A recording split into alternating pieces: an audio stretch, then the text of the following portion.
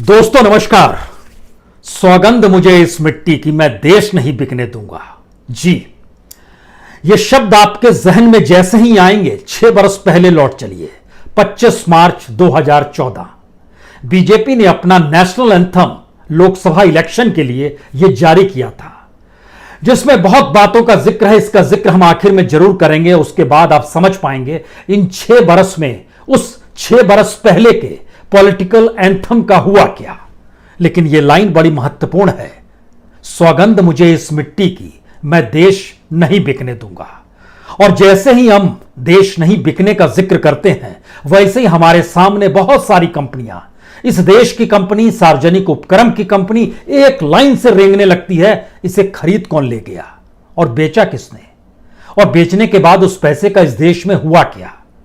और क्या यह एक लंबी कतार है जिसमें एक के बाद एक कंपनियां बिकते चली जाएंगी और संयोग से हर कंपनी के साथ एक शब्द लिखा रहता है, भारत, इंडिया, भारतीय, और वही कंपनी बाजार में बेचने के लिए सरकार तैयार हो जाती है।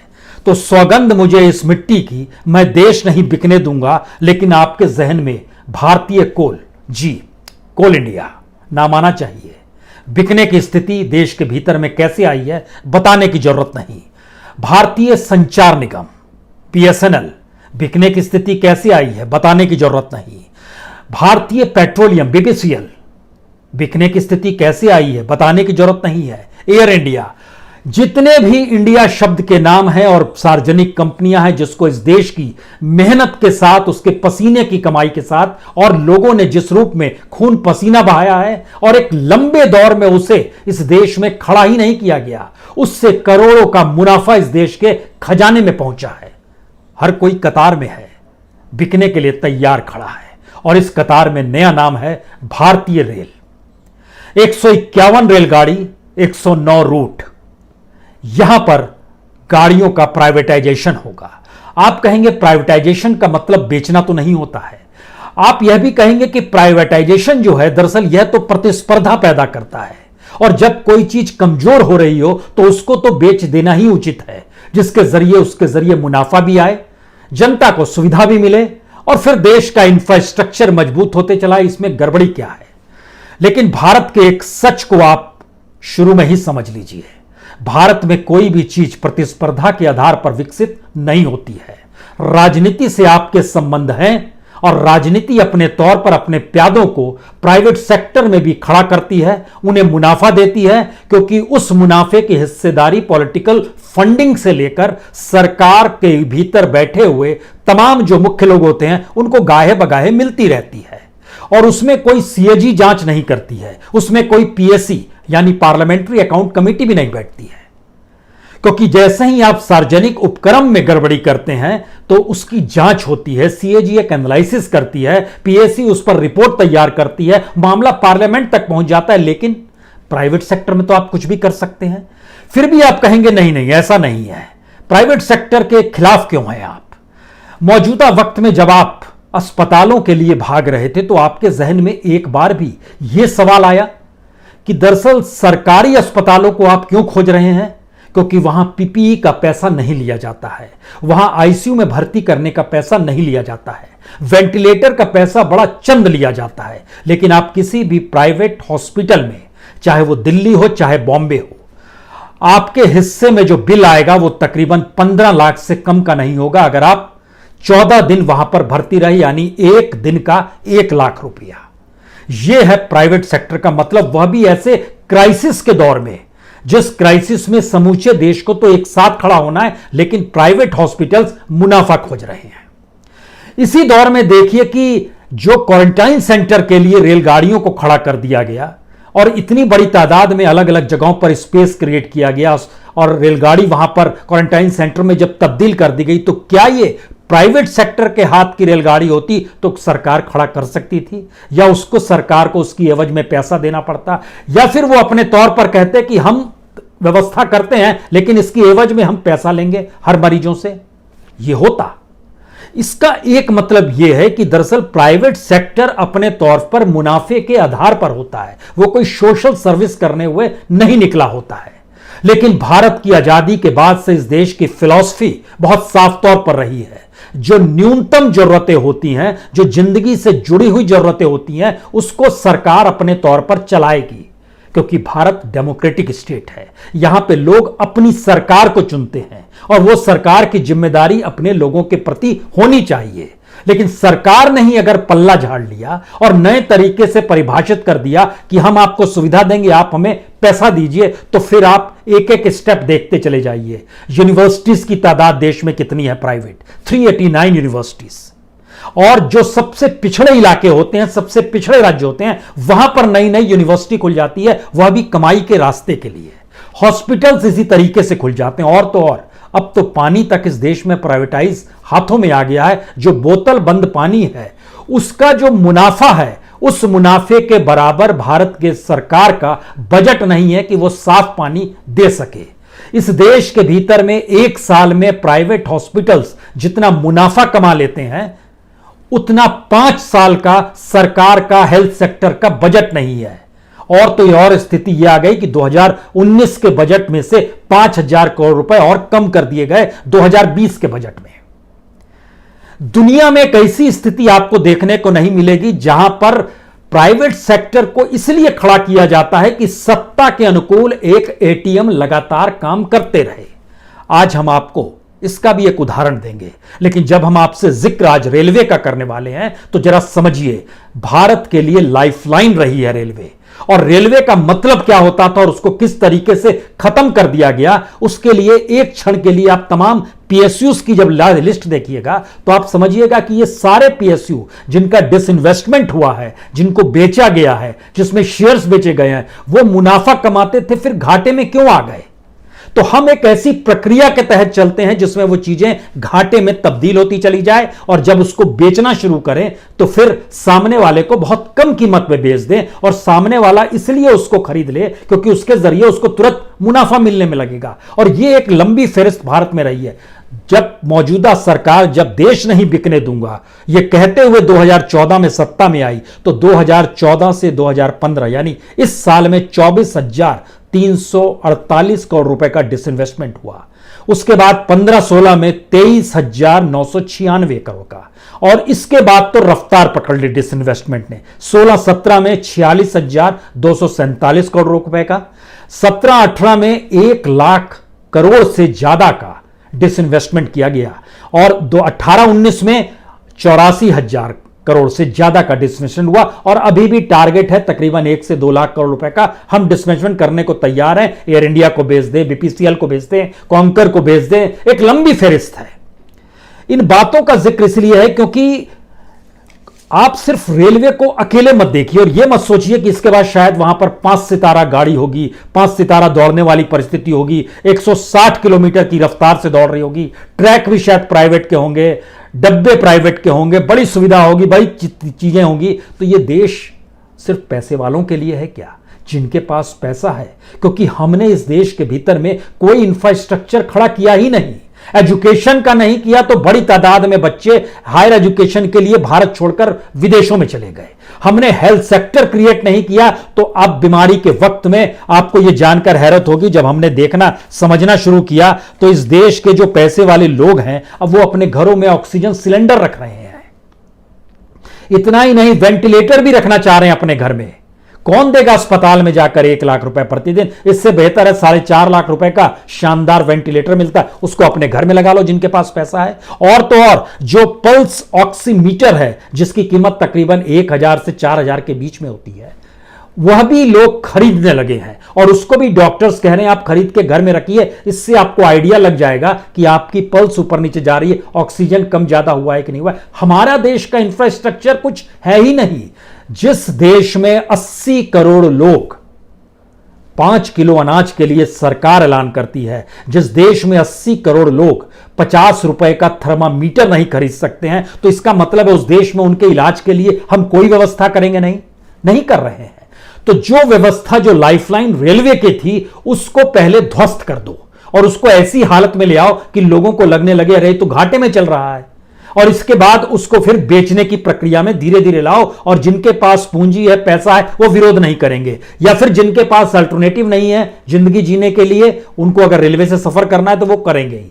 यानी एक ऐसी परिस्थिति बना दी जाए जो कि ऐसा लगे कि सरकार का निर्णय बिल्कुल सही है। हमें लगता है कि आज 1974 के रेलवे स्ट्राइक का भी आपसे जिक्र करना चाहिए। रेलवे स्ट्राइक, जब उस समय जॉर्ज फर्नांडिस लीडर हुआ करते थे, उस वक्त ललित नारायण मिश्रा रेलवे मंत्री थे, प्रधानमंत्री इंदिरा गांधी थी। सिर्फ 20 दिन की रेलवे स्ट्राइक हुई थी, सब कुछ ठप हो गया था। और आपको जानकर हैरत होगी, उस वक्त के रेलवे मंत्री हो या प्रधानमंत्री हो, उनका एक ही वक्तव्य था, उस वक्तव्य का एक ही शब्द था, रेलवे स्ट्राइक ने 20 दिनों नहीं चलने से पूरी की पूरी अर्थव्यवस्था को तबाह कर दिया है। और यही बात अंतर्राष्ट्रीय अखबारों में लिखी गई, अंतर्राष्ट्रीय मीडिया में आई कि जॉर्ज फर्नांडिस की एक स्ट्राइक ने भारत की इकोनॉमी को कैसे डामाडोल कर दिया है। क्योंकि रेलवे का सबसे बड़ा योगदान था, रेलवे में सबसे ज्यादा उस वक्त दुनिया की किसी भी कंपनी में कोई काम करते थे तो वह रेलवे थी। आज की तारीख में रेलवे 8वां बड़ा संस्थान है जो सबसे ज्यादा लोगों को रोजगार देता है। लेकिन जरा सोचिए, 1974 में जब हम आपसे स्ट्राइक का जिक्र कर रहे हैं, तो उस समय के स्ट्राइक के कुछ डॉक्यूमेंट्स जब हम देख रहे थे कि आखिर किन वजहों से स्ट्राइक किया गया, और अगर स्ट्राइक किया गया तो मौजूदा वक्त का सच क्या है और उस वक्त का सच क्या था, यह भी देखने वाली चीज है। क्योंकि यह भी आपको जानकर हैरत होगी कि उस समय और अब के समय में रेलवे में कोई बहुत अंतर नहीं आया है। उल्टे रेलवे को और पैसा मुनाफा होना चाहिए, लेकिन उसको जिस रूप में ट्रीट किया जाता है वह झटके में आपको ऐसी स्थिति में लाकर खड़ा कर दिया जहां आप कहेंगे आपको कुछ लाभ नहीं हो रहा है। और ये लाभ नहीं होने की स्थिति में जो डॉक्यूमेंट्स बतलाते हैं, ये डॉक्यूमेंट्स भी हैरत करने वाले हैं। इन डॉक्यूमेंट्स के भीतर में हमने देखा कि आखिर 1974 में जब स्ट्राइक की गई थी, उस समय 70 लाख लोग प्रतिदिन सफर करते थे रेलवे से। आज कितने सफर करते हैं? आज 2,30,000 लोग सफर करते हैं। उससे पहले दिमाग में ले आइए, उस समय लगभग जनसंख्या 57 करोड़ थी, आज 130 करोड़ है। हम चाहते तो बहुत तेजी से चीजें डेवलप कर सकते थे, क्योंकि रेलवे की जरूरत इस देश में ज्यादा से ज्यादा लोगों को पड़ रही थी, सामान ज्यादा से ज्यादा ढोया जा रहा था, इंफ्रास्ट्रक्चर तेजी से हमको डेवलप करना चाहिए था, और लेकिन उसके समानांतर हमने कुछ भी नहीं किया। जरा इस परिस्थिति को समझिए, जब हम इस बात का जिक्र कर रहे हैं कि 70 लाख लोग अगर 1974 में ट्रेवल करते थे, तो अब की तारीख में 2,30,000 लोग ट्रेवल करते हैं, 2,30,00,000 लोग सफर करते हैं। उस समय लगभग 6 लाख टन प्रतिदिन माल ढोया जाता था रेलवे के जरिए। आज की तारीख में लगभग 33 लाख टन माल ढोया जाता है उसी रेलवे से। यानी उस समय लगभग 17 लाख कर्मचारी थे, आज की तादाद में तो 14 लाख कर्मचारी हो गए। कर्मचारी भी कम कर दिए गए हैं, और प्राइवेटाइज होने के बाद चीजें और तेजी से ज्यादा आधुनिकीकरण की दिशा में और पैसे ज्यादा समेटने की परिस्थितियों में कर्मचारी और कम होंगे, इससे इनकार नहीं किया जा सकता है। लेकिन महत्वपूर्ण है कि जो रेल स्ट्राइक हुई थी, उसके साथ जिन वजहों को बताया गया था, उसमें साफ तौर पर कहा गया था कि रेलवे के कर्मचारियों को जितना न्यूनतम वेतन मिलना चाहिए, दूसरे पीएसयू की तुलना में वो कम मिल रहा है, बोनस नहीं मिल रहा है। और लंबी फहरिस्त बताई थी उस वक्त जॉर्ज फर्नांडिस ने। लेकिन एक के बाद एक इस बात का जिक्र हुआ कि दरअसल ऐसा नहीं है। उस समय कोल माइंस में, स्टील मिल्स में, इलेक्ट्रॉनिक फैक्ट्रीज में ज्यादा बोनस था, ज्यादा पैसा मिल रहा था। जितने पीएसयूज थे, मिनिमम वेजेस उनका कॉम्पिटिटिवली रेलवे से ज्यादा था। मौजूदा वक्त की स्थिति तो और बिगड़ी हुई है। मौजूदा वक्त में तो रेलवे के भीतर और ज्यादा त्रासदी हो गई है। अगर इन परिस्थितियों में रेलवे को लाकर अगर उस वक्त 20 दिन में देश की इकोनॉमी पर सिर्फ रेलवे से पड़ गया था, तो मौजूदा वक्त का सच तो यह है कि प्रधानमंत्री बनने के बाद नरेंद्र मोदी जी ने सोचा कि दरअसल अब रेलवे बजट भी खत्म होना चाहिए, और रेलवे बजट को भी मुख्य बजट में मर्ज कर दिया गया। यानी सब कुछ एक साथ किस तरीके से अपनी हथेली के भीतर रखा जा सके, यह एक तरीके होते हैं। और इसी के जरिए प्राइवेट सेक्टर को फिर कहा जाता है, नहीं तो पहले रेलवे डिसीजन लेता, पोर्ट से आपको रेलवे तक जोड़ना है, रेल को पोर्ट से जोड़ना है, आप रेलवे को डिसीजन लेना होगा। सड़कें बनानी है, रेलवे को डिसीजन लेना होगा। रेलवे की जमीन पे क्या कुछ बनेगा, रेलवे को डिसीजन लेना होगा। लेकिन इस परिस्थिति में जब आप प्राइवेटाइज करेंगे तो रेलवे अपनी जमीन किसी भी हालत में दे देगी वह प्राइवेट सेक्टर को। और इतना ही नहीं, जो देश भर के अलग अलग रेलवे स्टेशन को, जो 60 रेलवे स्टेशन को आधुनिक बनाने का जिक्र किया, उसमें भी यही प्रावधान था कि रेलवे की जमीन उन प्राइवेट्स को हाथों में दे दी जाएगी 49 ईयर्स के लिए कि अब आप प्लेटफॉर्म चलाइए, आप अपने तरीके से सारे काम कीजिए। वह जिन चीजों को चाहेंगे, लेकिन इस देश का सोशल इंडेक्स, इस देश का सोशल स्ट्रक्चर क्या कहता है? 80 करोड़ लोग 5 किलोग्राम के अनाज पर टिके हुए हैं। यही सच है। अब आप देखिए कि जब आप प्राइवेटाइजेशन में प्रतिस्पर्धा का जिक्र करते हैं तो हमको लगता है कि ऐसे में आपको एक एग्जाम्पल सरकार के सबसे करीब के व्यक्ति का लेना चाहिए, उसके बाद स्थिति एक और आपकी साफ होगी। और इसमें हमको लगता है कि गौतम अडानी से बेहतर कुछ नहीं हो सकता है, क्योंकि उनके डाटा बड़े जबरदस्त है। वो डाटा क्या बतलाते हैं, इसको आप जरा समझने की कोशिश कीजिए। जब प्रधानमंत्री मोदी प्राइम मिनिस्टरशिप के लिए उम्मीदवार का ऐलान हुआ तो वह महीना सितंबर का महीना था, सितंबर 2013, और मई में चुनाव हो रहे थे। रिजल्ट मई का जैसे चुनाव खत्म हुआ तो ब्लूमबर्ग ने एक डाटा निकाला और डाटा के बारे में जानकारी दिया कि चूंकि हवाई जहाज जो इस्तेमाल किया जा रहा था वो अडानी एयरलाइंस का ही किया जा रहा था, उनका जो अपना जेट था जिससे उस वक्त प्रधानमंत्री मोदी प्रचार के लिए निकलते थे। महत्वपूर्ण ये नहीं है, निकल सकते हैं, उसमें क्या दिक्कत है? किसी भी प्राइवेट कंपनी का लेंगे, पेमेंट करें। हालांकि वो पेमेंट कितना किया गया वो कभी बाहर नहीं आ पाया। लेकिन सितंबर 2013 में अडानी का जो नेटवर्थ था वो 1.9 बिलियन डॉलर का था, 2013 सितंबर। और इसके बाद 8 महीने तक जो प्रचार हुआ और ये लगने लगा कि अब प्रधानमंत्री मोदी इस देश के प्रधानमंत्री बन जाएंगे, जो कि गुजरात के मुख्यमंत्री थे वहां से निकल कर आके प्रधानमंत्री बन जाएंगे, इनके संपत्ति में इजाफा 1.9 बिलियन डॉलर से बढ़कर 6 बिलियन डॉलर हो गया।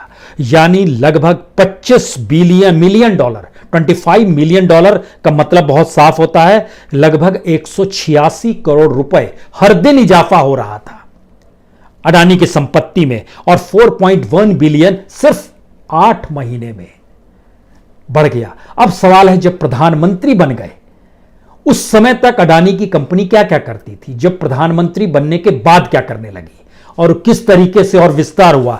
बीते 5 बरस में जो डाटा निकल कर आया, ये डाटा की जानकारी निकल कर जब ये सामने आई, उसमें यह बहुत साफ तौर पर आया कि देश के सबसे रईस शख्सों में शुमारी जो है वह मौजूदा वक्त में अडानी की है, रिलायंस के बाद है, मुकेश अंबानी के बाद है। लेकिन 2014 के मई में 6 बिलियन डॉलर की संपत्ति बढ़ते बढ़ते आज की तारीख में 15.7 बिलियन डॉलर हो गई। 15.7 बिलियन डॉलर का मतलब है 9.7 बिलियन डॉलर इस दौर में बढ़ गई। इसके बढ़ने का मतलब है हर दिन तकरीबन 5.3 मिलियन डॉलर बढ़ रहा था, यानी 39 करोड़ हर दिन बढ़ रहे हैं।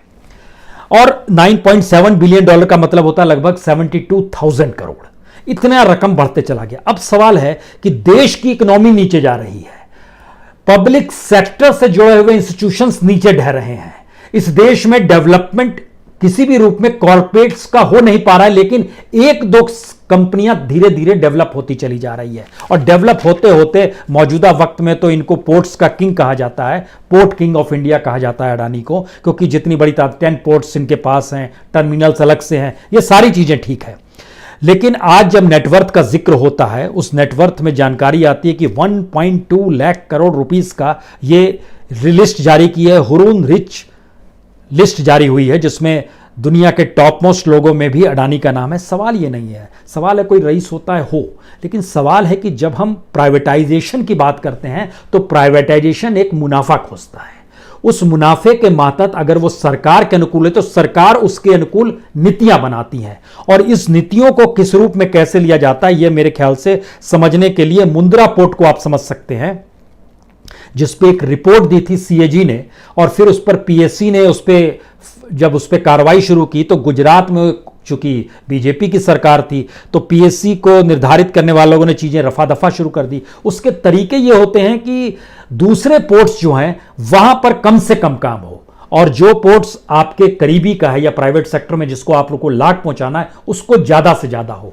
कमोवेश रेलवे में भी यही स्थिति आएगी। जो 109 रूटों का जिक्र है, जाहिर है वो 109 रूट घाटे वाले तो नहीं होंगे, वो दिल्ली से मुंबई होंगे, मुंबई से हैदराबाद होंगे, मुंबई से चेन्नई होंगे, कुछ इस तरीके से चलेंगी। जो सबसे बेहतरीन रूट्स हैं वही रूट्स होंगे जिसमें सबसे ज्यादा मुनाफा है। तो उस मुनाफे को डेवलप करके ये देश अपने आप को क्यों नहीं डेवलप करके सार्वजनिक उपकरणों को मजबूत करता है? क्योंकि इसलिए हमको ये शक है, क्योंकि मौजूदा वक्त में जब हम आपसे डाटा बतला रहे थे कितने करोड़ का डिसइन्वेस्टमेंट हुआ, तो जो पब्लिक सेक्टर कंपनी जो लिक्विडेटेड की गई है उसमें 23 कंपनियां मौजूदा सरकार के जरिए हुई है और सिर्फ 4 कंपनी इससे पहले लिक्विडेशन में गई है। उसमें आपको 2002 में एक कंपनी थी, mining and allied machinery corporation limited.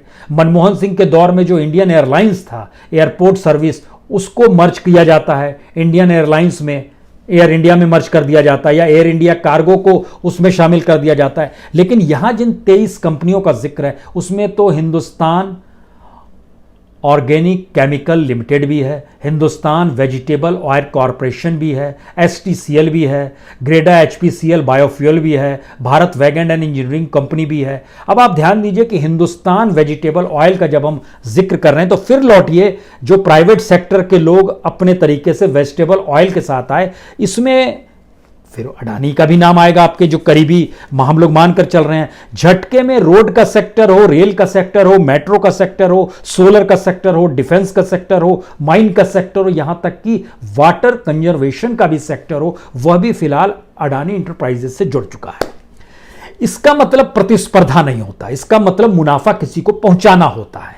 और जब आप मुनाफा किसी को पहुंचा रहे होते हैं तो उसके जरिए कुछ आपको लाभ मिलने की हमेशा एक गारंटी रहती है। 2014 में अक्सर इस बात का जिक्र होता था, जब उस वक्त चुनाव प्रचार के लिए अडानी के हवाई जहाज से निकला करते थे तो कहा जाता था अडानी बीजेपी के लिए एटीएम है। लेकिन मौजूदा वक्त में यह बात छोटी पड़ जाएगी, इसका कोई महत्व नहीं बचा, क्योंकि आप ध्यान दीजिए कि पोर्ट्स इस देश के भीतर में जितने बंदरगाह हैं उन बंदरगाहों की फहरिस्त जब आप देखना शुरू कीजिएगा, एयरपोर्ट्स, पावर प्लांट्स, ये सारा कैसे संभव है कि किसी एक कंपनी को लाभ हो रहा हो, कुछ को घाटा हो रहा हो, और जिसको लाभ हो रहा है उसने कर्ज लिया हुआ है बाजार से, बैंक से, तमाम जगहों से, कर्ज नहीं भी लौटाएगा तो भी चीजें उसकी चल रही है। ये कैसे संभव है? तो इसका मतलब है भारत में प्राइवेट सेक्टर प्रतिस्पर्धा के लिए नहीं होता है, इसका खेल कुछ बिल्कुल अलग और निराला है। क्योंकि जब इस बात का हम जिक्र कर रहे हैं, सोचिए पावर प्लांट मुंद्रा में, ट्रायड में जो महाराष्ट्र में है, कवई राजस्थान में है, ओडुपी कर्नाटक में है, बिट्या जो गुजरात में है, गोड्डा झारखंड में वहां पर क्रिएट किया जा रहा है, गुजरात के दहेज में है, मध्य प्रदेश के छिंदवाड़ा में है, यहां पर ये पावर प्रोजेक्ट इस रूप में क्रिएट किए जा रहे हैं। और जब हम पोर्ट्स की बात करते हैं, और इस बात का हम जिक्र आपसे कर रहे थे कि पोर्ट्स को इस रूप में क्रिएट किया जाता है कि उस राज्य के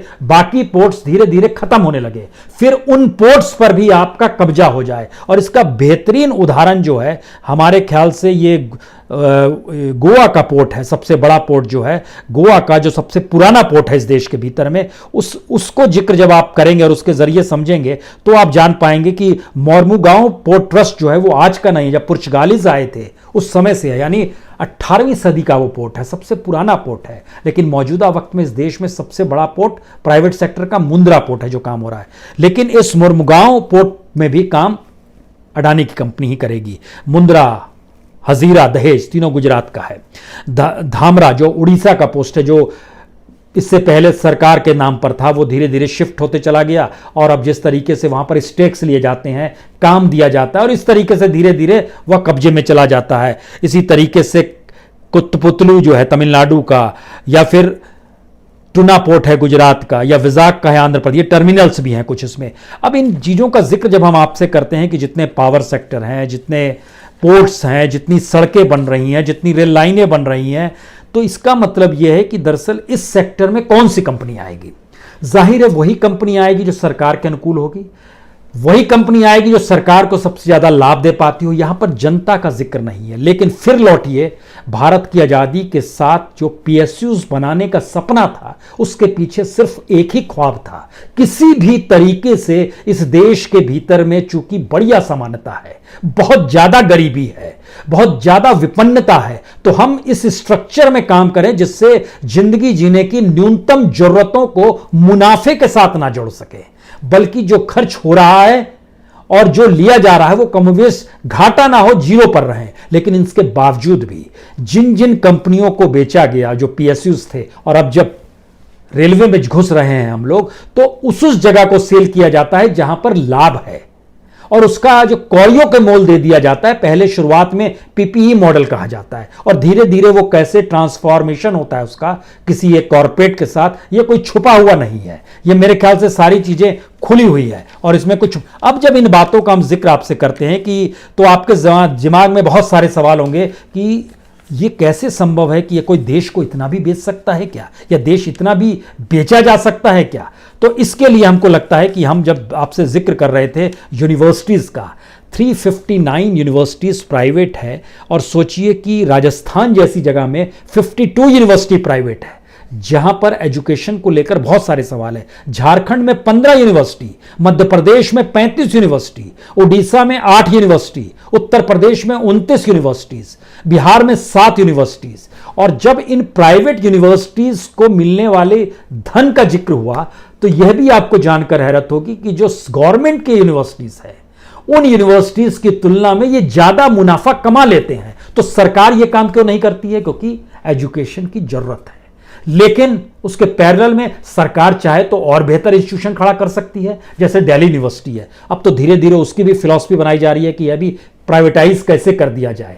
ठीक इसी तरीके से जब हम इस बात का आपसे जिक्र कर रहे थे हॉस्पिटल्स का, उसका जब हमने डाटा देखा कि इस साल का बजट 67,484 करोड़ का सरकार का बजट है पूरा का पूरा, और पिछले साल 67,000 था, इस बार 63,000 हो गया, कम ही हो गया है। लेकिन दूसरी तरफ 6 लाख करोड़ से ज्यादा का मुनाफा जो प्राइवेट हॉस्पिटल्स है उनको एक साल में मिल जाता है। तो इसका मतलब क्या है? इसका मतलब है कि या तो सरकार चलाना नहीं जानती है या सरकार जानबूझ के नहीं चलाती है, क्योंकि गवर्नमेंट जब चला रही होती है तो वो जांच के दायरे में आएगा ही। दूसरी सरकार कागज पन्ने खोलेगी अगर सत्ता बदलती है तो क्यों नहीं सारी चीज ऐसे हाथों में देते चले जाओ जिसकी जांच तो आप करेंगे नहीं। पॉलिसीज की जांच करेंगे तो कुछ ब्यूरोक्रेट फंसेंगे, उनको जेल में कुछ दिन के लिए डाल दिया जाएगा, हालांकि वो अभी नहीं डाला जाता है। लेकिन मान लीजिए कैसी स्थिति आती चली जा रही है, तो क्या ये देश को ऐसी स्थिति में लाकर खड़ा नहीं कर रहे हैं जहां पर सरकार हर जिम्मेदारी से मुक्त हो जाए, और जो देश की लाइफलाइन है, चाहे वो एजुकेशन हो, चाहे वो हेल्थ हो, चाहे वो रोड हो, चाहे वो रेलवे हो, चाहे वो पानी हो, आपने सबको प्राइवेटाइज कर देंगे और इससे पहले जो इंस्टीट्यूशंस चले आ रहे थे उनको हम कौड़ियों के मोल बेच देंगे। अब हमको लगता है आखिर में उस पूरी लाइन पे आइए जिसका जिक्र हम कर रहे थे आपसे कि 2014 में 6 बरस पहले इसको अपनी एंथम बनाया गया था, और ये प्रसून जोशी ने ये पूरा का पूरा कविता लिखी थी जिसको बीजेपी ने एंथम बनाया था। सौगंध मुझे इस मिट्टी की, मैं देश नहीं मिटने दूंगा, मैं देश नहीं झुकने दूंगा। ये धरती मुझसे पूछ रही कब मेरा कर्ज चुकाओगे, मेरा अंबर मुझसे पूछ रहा कब अपना फर्ज निभाओगे। मेरा वचन है भारत मां को, तेरा शीश नहीं झुकने दूंगा। सौगंध मुझे इस मिट्टी की, मैं देश नहीं मिटने दूंगा। अब देखिए इसके आगे, वो लूट रहे सपनों को मैं चैन से कैसे सो जाऊं, वह बेच रहे अरमानों को खामोश मैं कैसे हो जाऊं। हां मैंने कसम उठाई है, मैं देश नहीं बिकने दूंगा, मैं देश नहीं झुकने दूंगा। क्या कमाल है। इस गीत को 2014 में सुने और इस गीत को 2020 में सुने, क्या राय बनेगी आपकी? सोचिए। बहुत बहुत शुक्रिया, बहुत बहुत शुक्रिया।